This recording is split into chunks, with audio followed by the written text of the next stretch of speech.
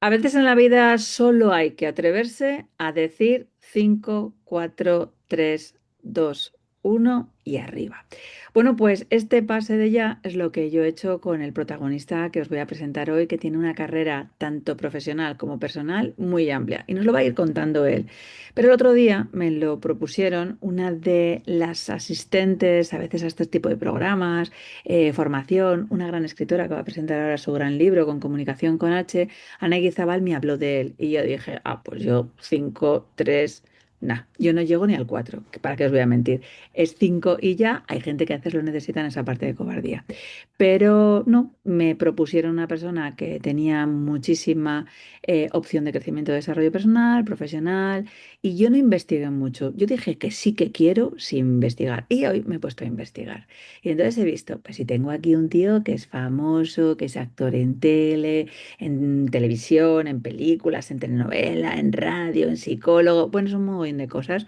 Y tengo la sensación de que ha conseguido todo ese tipo de currículum porque el 5, 4, 3, 2, 1 debe de cumplirlo igual que yo. ¿Por qué? Porque yo le mandé un mensaje y a la 1:30 de la mañana, mi 1:30, que él está en Lima, en Perú, pues me mandó un mensaje y me dijo si quiero, sin preguntarme ni saber nada de mí.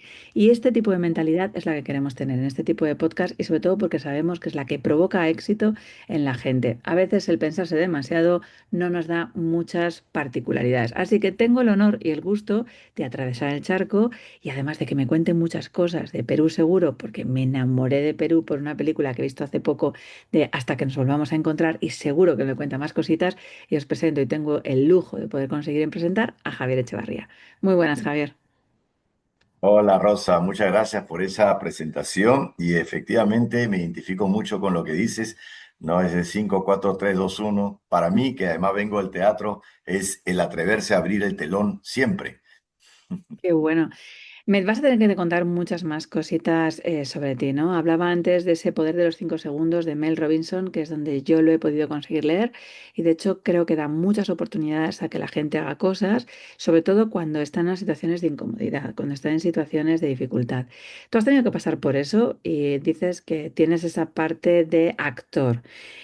¿Haces el 5, 4, 3, 2, 1 porque de repente te compones y haces otro tipo de personalidad distinta o lo haces desde Javier Echevarría que dice, oye, mira, yo tengo suficientemente valentía como para jugármela en todas? Mira, yo te agradezco muchísimo esa pregunta porque, bueno, en estos tiempos de mi vida, yo lo que hago son cosas muy personales en el teatro. La Ujú, época donde era actor de telenovelas ya terminó ujú, y me dio muchas satisfacciones. Inclusive muchas de las novelas se vieron en España en época, de repente alguien se acordará, pues Luz María, que fue muy exitoso en España, estamos hablando hace 20 años, ¿no? Y yo, mientras cuando era actor de telenovelas, sí, no me sentía muy identificado con los mensajes que ahí se transmitían. O sea, había un conflicto interior, ¿no? Yo tengo, digamos, 36 años de actor y 35 de psicólogo. Yo tenía claro que quería integrar las dos cosas, pero durante mucho tiempo lo principal era mi trabajo como actor y en telenovelas y en mis ratos libres como psicólogo. Pero como te digo, había ese conflicto porque los mensajes que se transmitían en estas historias no necesariamente me representaban, ¿no? Y yo trataba de hacer estos personajes lo más verosímiles posible, ¿no? Y me encanta, pero la historia de por sí no era algo que yo quisiera contar, ¿no? Por ejemplo, yo me acuerdo uno de los primeros viajes a España, mochileando, yo no tenía idea que una novela que había hecho que se llamó Leonela era muy exitosa, era una historia de amor entre una mujer violada y el violador. ujú. Y claro, una historia que ahorita sería impensable de ver, pero en ese tiempo todo el mundo la veía y como te digo, en España también era muy exitosa. Yo conflictuado de participar de esa historia, pero lo hacía para, o sea, sin negarlo, era por el dinero o porque estaba conflictado por mi necesidad, pero mi alma no estaba en paz. Ujú. Entonces, llegué a España y resulta que hasta me reconocieron, ¿no? Y quisieron pasarme en corazón, corazón. Yo estaba pues en una camiseta sucia, tuvieron que prestarme una camisa para poner, pero yo estaba en mochila, ¿no? Yo no tenía idea, yo caminaba por las calles ahí mochileando y de pronto casi, casi me bañaron, me peinaron y aparecí en corazón, corazón, ¿no? Y ahí recién tomé conciencia de lo que fue esa novela. pero algo en mí, como te digo, estaba siempre en ese conflicto. Entonces yo hace 18 años es que tomé la decisión justamente de dejar el mundo de las telenovelas, el mundo de estas historias que yo no controlo, Ujú, ¿no? Y dije, voy a hacer las cosas que yo puedo controlar. Y lo que yo siempre quise fue integrar las dos cosas, porque mucho tiempo la gente me decía que era un error, o sea, ¿qué soy? ¿Soy actor o soy psicólogo? O sea, el que mucho abarca, poco aprieta, comprométete, comprométete. Y yo decía, pero quiero hacer las dos cosas. Entonces dije, ¿por qué nos hacen escoger? ¿Por qué no podemos ir por el camino de integrar? Hay gente que hace maratón, hay gente que hace ciclismo, hay gente que nada, pero hay gente que hace triatlón. ujú, Entonces, ¿por qué no podemos hacer una triatlón de vocaciones, ¿no? Donde pueda yo desarrollar algo. Pero claro, yo sabía que eso no lo veían porque yo no había hecho mi trabajo.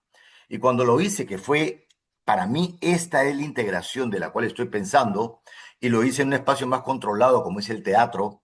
Bueno, desde hace ya más de 15 años hago estos espectáculos terapéuticos. Ayer ujú, justamente estrené una donde pongo en escena todo lo que me gusta, ¿no? Es decir, está la actuación, también está el humor, está el stand-up que me gusta, también está el clown, está la narración de cuentos que me gusta, están las conferencias, están los talleres, está la interacción con la gente, está la terapia, todo creado en un género que me inventé, ¿no? Y que eso me ha posicionado en esto que yo quería, que era la integración de ambas.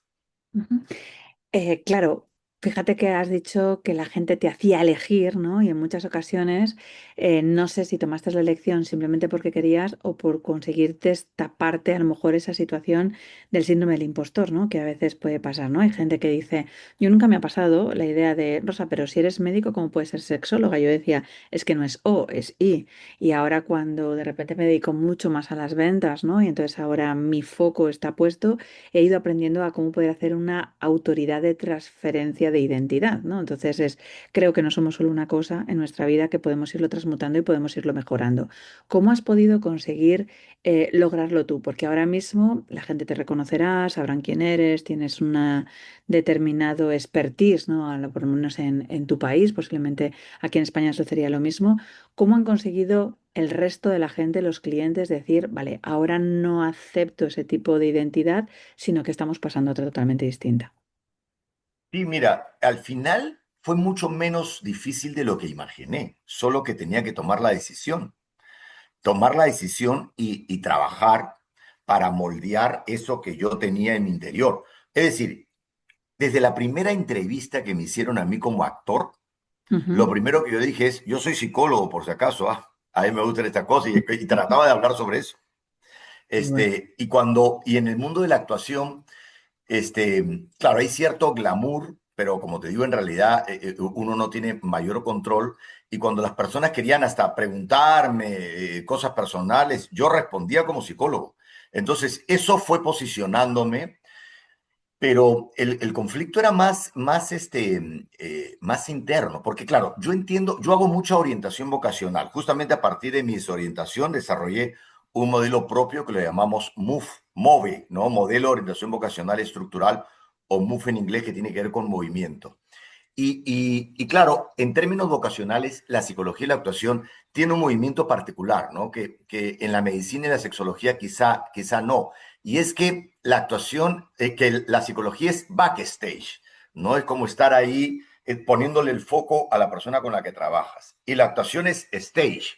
Es decir, hay una dinámica entre backstage y stage que había que resolver creando algo en donde uno pueda tener la posibilidad de abrir el telón, ¿no? De ese 4-3-2-1 que dices, y también la posibilidad de retirarte para permitir que el otro sea quien abra el telón.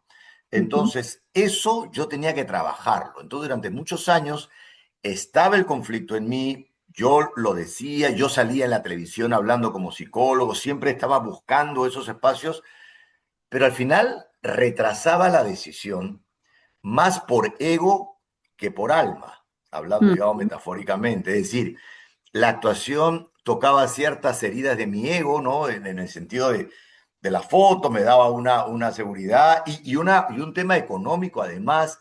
Entonces, era increíble porque yo estaba haciendo mis talleres, qué sé yo, de pronto, tren, sonaba el teléfono, Javier, una telenovela. ¿Cuánto hay? Ya, colgaba y dejaba lo que estaba haciendo para meterme en esta historia, la cual no creía mucho. Ujú, Entonces, por eso es que esa decisión, y mira, mira lo increíble, ¿ah? La decisión la tomé cuando me dieron la mejor oportunidad, ¿no? Porque durante mucho tiempo yo fui el rol coprotagonista. O sea, ujú, estaba el protagonista, la chica y yo. La ujú. chica se quedaba con el protagonista. Yo era siempre un poco más el imbécil que estaba ahí, ¿no? El Diciendo sujetapantas que yo, digo, ¿no? sí, yo con cara de buena gente, ¿no? Entonces, la chica prefería a quien no la trataba tan bien. Esos mensajes, como te digo, subliminales, equivocados. Entonces, eso también me enganchaba hasta que me dieron el rol protagonista y me fui a Colombia, una producción de Fox, y teniendo todas las posibilidades, con departamento, chofer, carro, con todas esas, dije, esto es, esto es. Y ahí Un me éxito deprimí. vacío, ¿no? Ahí, Javier. Y yo dije, estoy buscando ser protagonista de novela y no me atrevo a ser protagonista de mi vida. Estoy repitiendo historias en las que no creo y no me atrevo a escribir mi propia historia.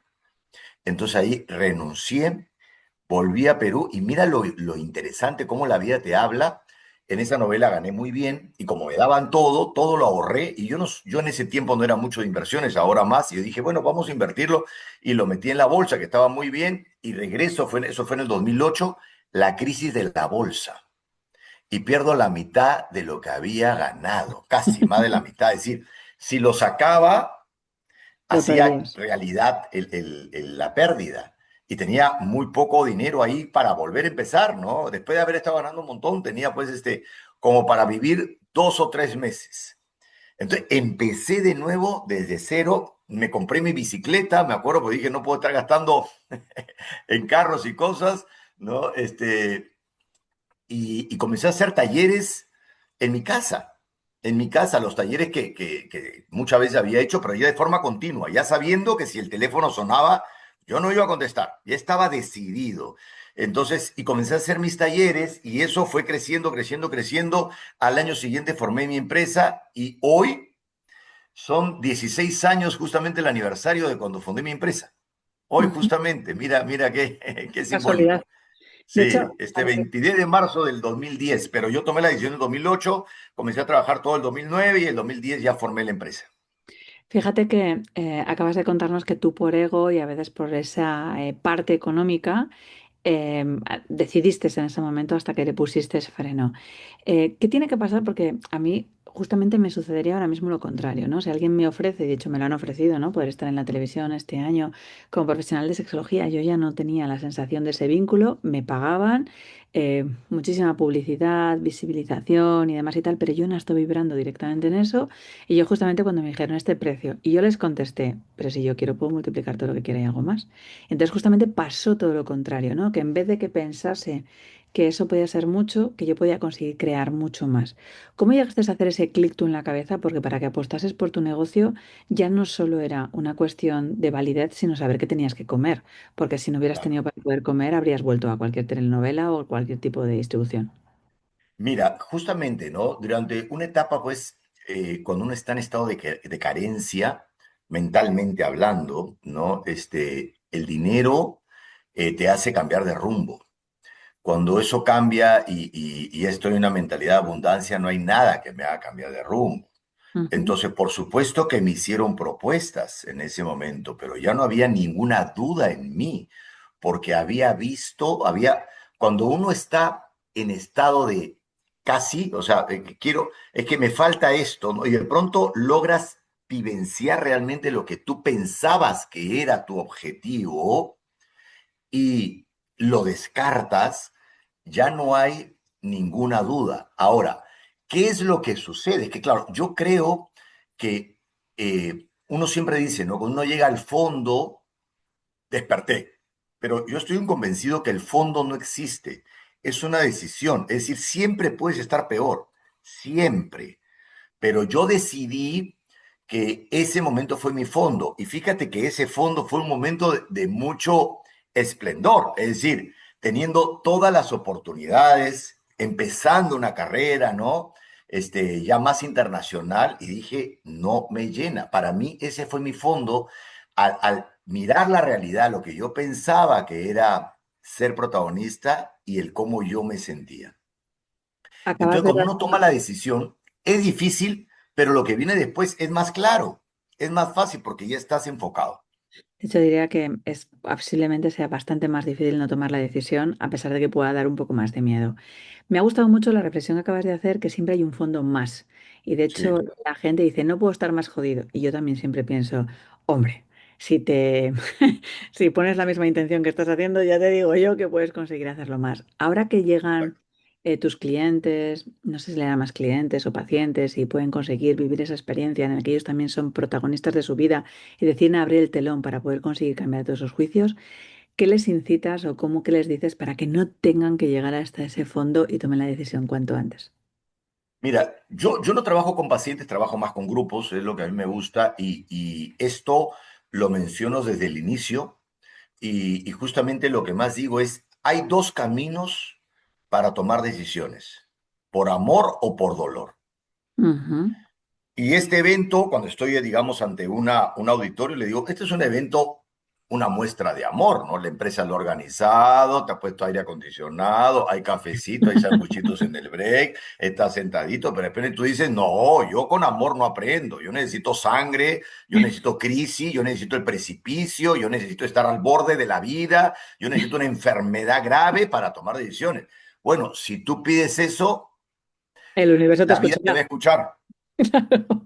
Ahora, si no quieres y quieres que este evento sea con amor el inicio de algo diferente, también puede serlo, pero eso va a ser tu decisión. Ese es mi inicio, ¿no? Ese es mi inicio, ¿no? Para darnos cuenta de que efectivamente es así siempre. Es así. Un podcast puede ser el inicio de un cambio de vida para alguien. Y un podcast es un acto de amor, porque estás viendo el podcast pues, mientras estás relajado, mientras estás haciendo ejercicio. Es decir, no tiene que ser una situación límite. Pero hay personas que solo, ¿no? Y todo nos pasa, a mí también, ¿no? Ante situaciones límites es que despertamos y respondemos, ¿no?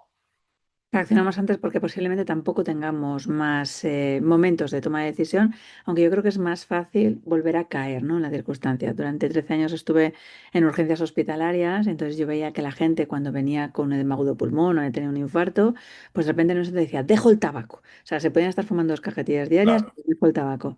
Pero habitualmente esas dejadas solían durar poco tiempo porque no había sido una decisión voluntaria, no había sido una decisión obligada. Y de claro. hecho, también suele pasar en la parte de emprendimiento. O sea, yo ahora que mentorizo a gente para poder conseguir potenciar su parte de estrategia de ventas, siento mucha diferencia entre la gente que toma decisión voluntaria de apuesto por mi objetivo y por misión y soy capaz de darlo todo, y en los que están en la desesperación de es que no me queda nada más y tengo que conseguir tener un resultado. Y ahí ese tengo que, esa obligatoriedad, ¿no? Parta un poco por el miedo, pero es difícil poder a veces mantenerlo. Así es, así es. Además, yo considero, como digo, como he trabajado tanto el tema de la vocación, que muchas veces no se entiende porque se asocia a la profesión o la ocupación, y la vocación es una cosa mucho más básica, mucho más profunda y tiene que ver con este llamado que uno siente interiormente. Muchas veces este llamado uno lo puede ir escuchando desde niño, desde joven, pero es un susurro muy débil, y como es muy débil el susurro, puedes desviarte, ¿no?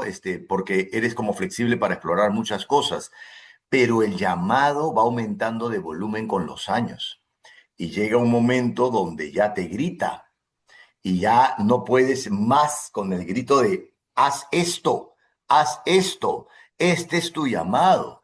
Entonces ya el costo de callar un grito en tu interior tiene consecuencias en la salud mucho más grandes. Entonces ya casi no puedes. Y si tratas de hacerlo, te va a traer muchas enfermedades. Entonces, esa primera etapa de susurros, ¿no? Es una etapa que te da una cierta ventaja porque te puede permitir explorar, pero a la vez te puede alejar de ti. Pero después viene la otra etapa donde ya la tregua terminó, es decir, ya no es una sugerencia sutil sobre lo que tienes que hacer, ya es un imperativo en tu interior. Por supuesto que hay niños que sí nacen con el grito, ¿ah? Hay niños que desde pequeños, ¿no? De los primeros años tienen como ese llamado fuerte del propósito que quieren hacer en su vida, ¿no? Ujú. Hiciste el propósito, escuchaste tu grito, tardaste un poquito más, pero tú tenías claro que lo ibas a conectar. Y ahora que me hables, porque claro, aquí nos escucha mucha gente en España, también en otros países, me parece que estamos en 34 países en el mundo que pueden conseguir escucharlo. Oye, ¿cómo funciona el tema del emprendimiento, el tema de los negocios allí en Perú? Porque conocemos bien España, pero Perú no. ¿Cómo se están moviendo las Mira, cosas? el peruano es un emprendedor absoluto porque no hay otro camino. Ujú. Es decir, yo conozco mucha gente en España que ve los emprendimientos que hago y cuando viene a Perú se asombra porque dice, yo he tratado de hacer emprendimientos en España y no tanto porque, claro, en España y en otros países más desarrollados cabe la posibilidad de conseguir un trabajo y que ese trabajo te ayude a vivir. Eso Ujú. en el Perú es bien remoto, o sea, o te la inventas o te la inventas. Entonces, eso lo tenemos está como muy incorporado. El porcentaje de gente que vive solamente de su sueldo no es mayoritario. La mayoría de la gente siempre está generando y creando cosas, ya sea como con una pequeña empresa o con una gran empresa, o ya sea como independientes, ¿no? Ustedes creo que lo llaman Autónomo. autónomos, creo que Eso es, autónomo. autónomos.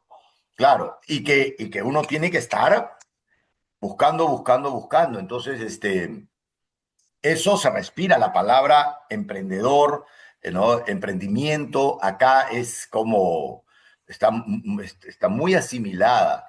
Y claro, tanto, y eso está tanto como actor, ¿no? Como psicólogo, como todo, ¿no?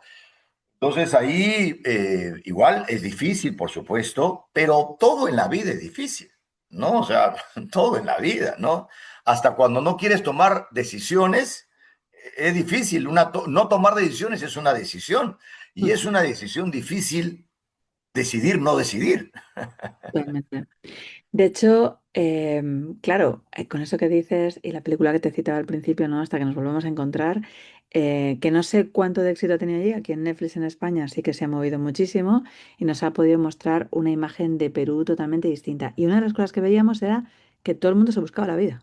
O sea, o yo por lo menos en esa visión, porque sí es la película romántica, el amor, no sé qué tal, pero yo veía toda la posibilidad de buscarse la vida. Oye, ¿qué objeciones tiene alguien para de repente decidir? Porque aquí en España, por ejemplo, una de las cosas que se lleva mucho es que no me van a comprar, van a decir que es caro, es que no tienen tiempo, ¿no? Entonces, quien se pone habitualmente las objeciones son los propios que salen a veces no a vender, sino a mendigar, ¿no? A esperar que les den algo y que vengan a buscarles. ¿Cómo funciona allí? Si se están buscando la vida, entiendo que no mendigan, sino que venden buscando sus propios clientes y las objeciones que se pondrán son pocas. Es que cuando tú tienes una opción al costadito que te alivia, Ujú. es más fácil buscar eso que te alivia y no seguir afrontándolo. Si en España tú dices, ay, pero es que no me van a comprar, pero acá hay este trabajo que puedo conseguir y que me va a solucionar la vida más o menos, ¿no? Entonces, ¿para qué seguir ¿no?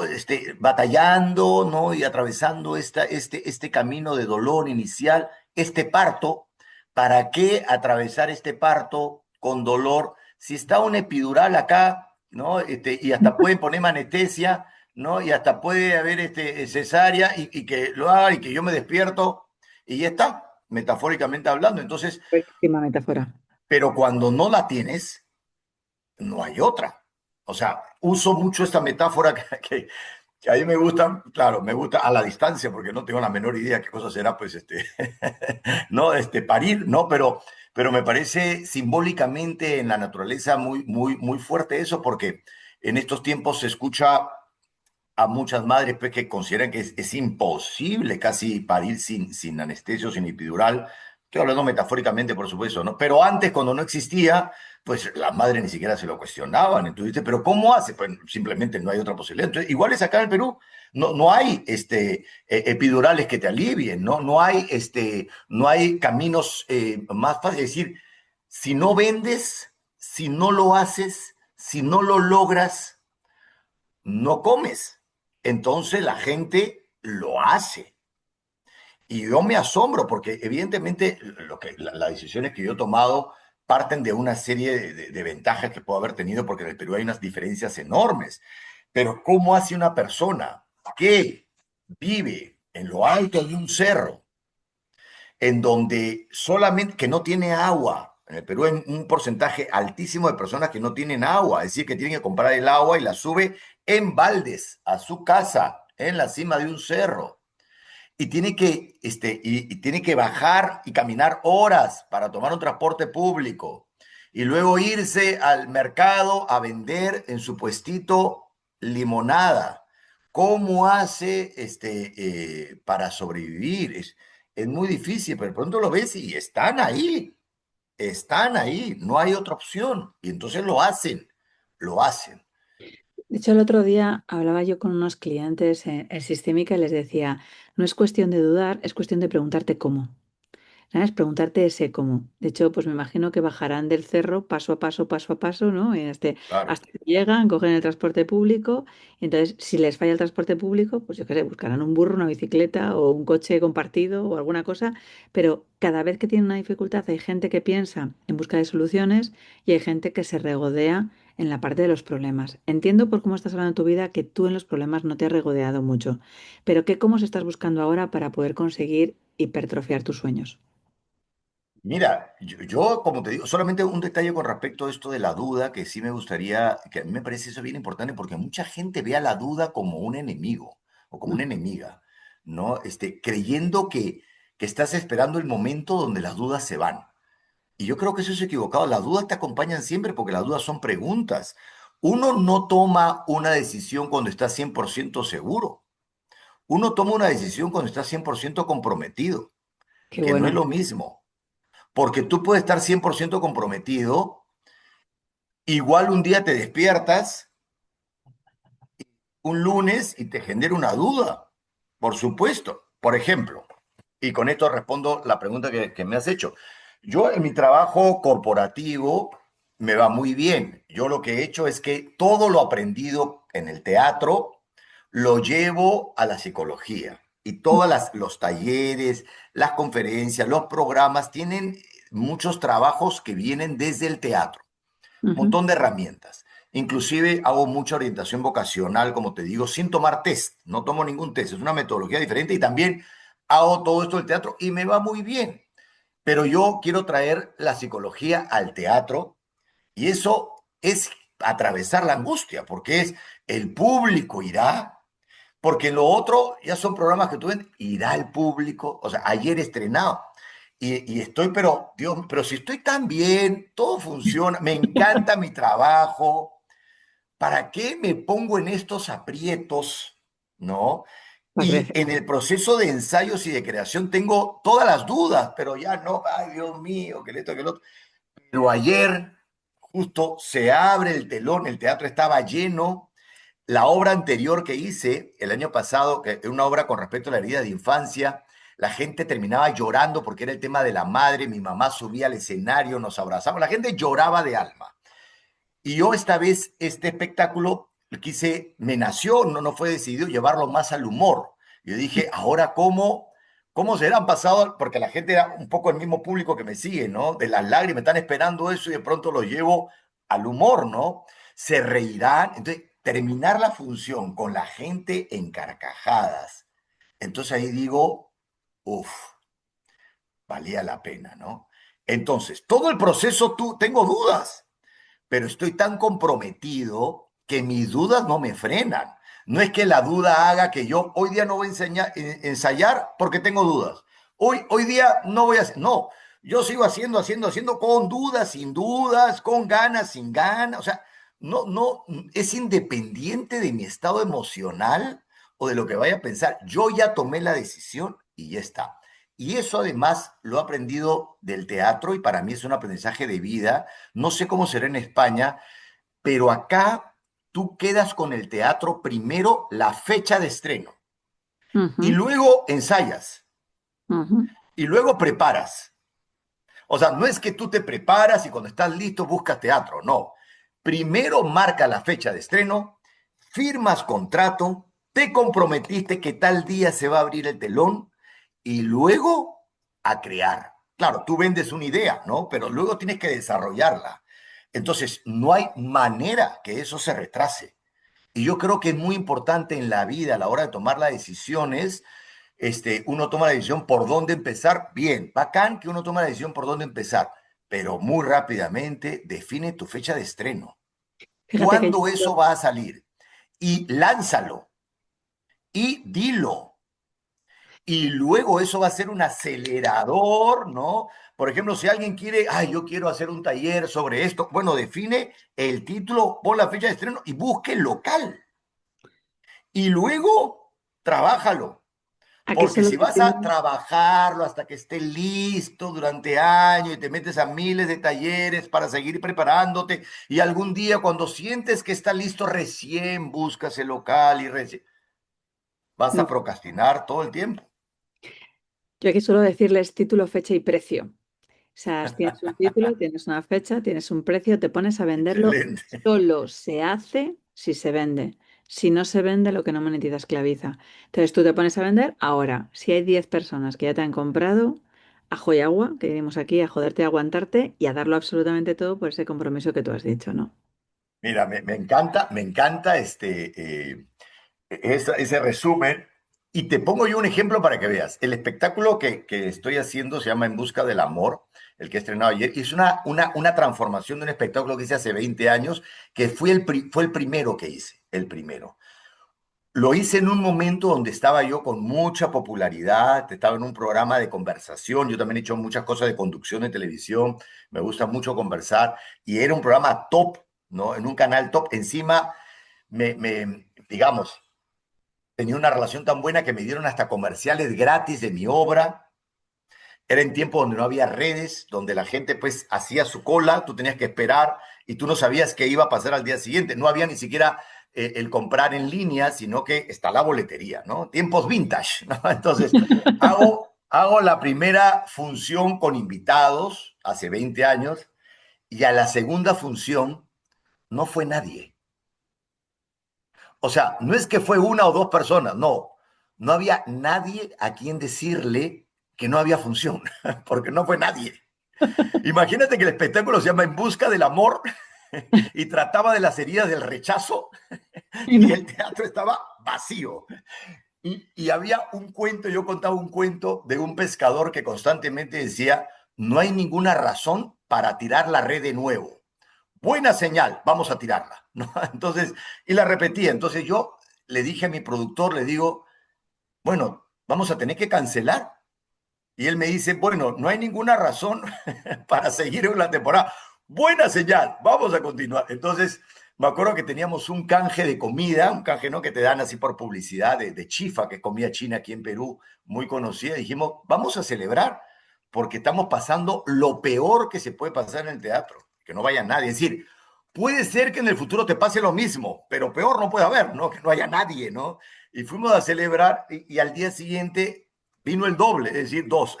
Bueno, dos no es el doble del cero, pero digamos, para sentirme mejor. Y luego cuatro, y luego ocho. Y en la última función estuvo llena. Y esa obra la repuse como 3 años, luego la dejé de hacer y hoy le he vuelto a empezar y empecé con el teatro lleno, ¿no? Mm. Ya ahora ya está en la asfixia, espero que no me pase eso. Y eso me dio una gran lección, porque, claro, yo era conocido como actor, yo era conocido como conductor, pero no era conocido como alguien que haga unipersonales con cuentos y psicología. Es decir, estaba empezando en el kilómetro cero. Por tanto, en esa carretera tenía que empezar de cero y tenía que hacer mi propio camino. Y lo otro, por más que me dieron todas las ventajas, al final no evitó que pasara por esta experiencia que con los años la valoro mucho, porque hay mucha gente que me dice, Javier, pero es que tú pues eres conocido y por eso te va bien. Y yo le digo, siéntate aquí que te voy a contar un poquito la historia, ¿ya? Te voy a contar un poquito lo que me pasó, ¿ya?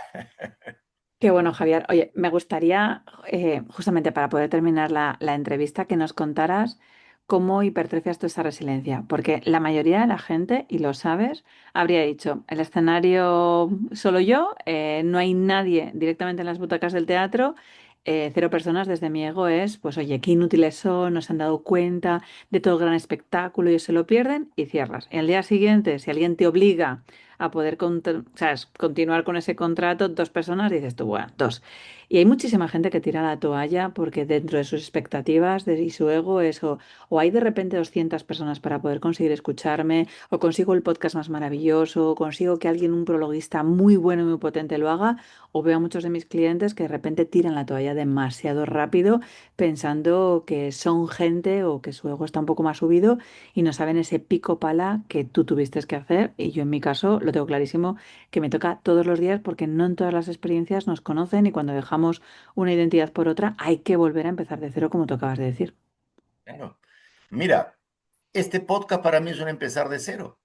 En Perú tengo toda una carrera de más de 30 años. En España y en los países que están viendo, no me conoce nadie.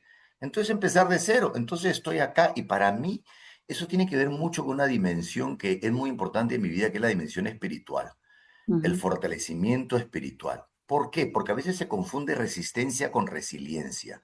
Y resistencia es no caer, la resiliencia es levantarse. Y la resiliencia tiene que ver con atreverse a morir. Y el camino espiritual tiene que ver también con que el ego muera. Y ujú. el ego tiene que morir para que el alma resucite también. Entonces, cuando tienes una experiencia así, donde ha decidido algo y no funciona, en realidad el único peligro es que tu ego está muriendo. Pues claro, es muy diferente un doctor en emergencias, un error es una vida en peligro, pero acá es solamente tu ego en peligro, nada más, nada más. Entonces, si le damos demasiada importancia al ego y nos aferramos a eso, porque no, este soy yo y no lo voy a soltar, entonces vas a renunciar para que el ego no se modifique y vas a criticar que la gente no reconoce, que el mundo mira cómo es, que mira qué barbaridad, cómo es el otro, yo que tengo algo valioso. Pero si tú sueltas y permites que la muerte ocurra, entonces luego de esa muerte va a haber una vida diferente, ¿no? Porque tu alma se va a manifestar desde una fortaleza de espíritu mucho más profunda. Qué buenísimo para poder conseguir cerrar este capítulo del podcast.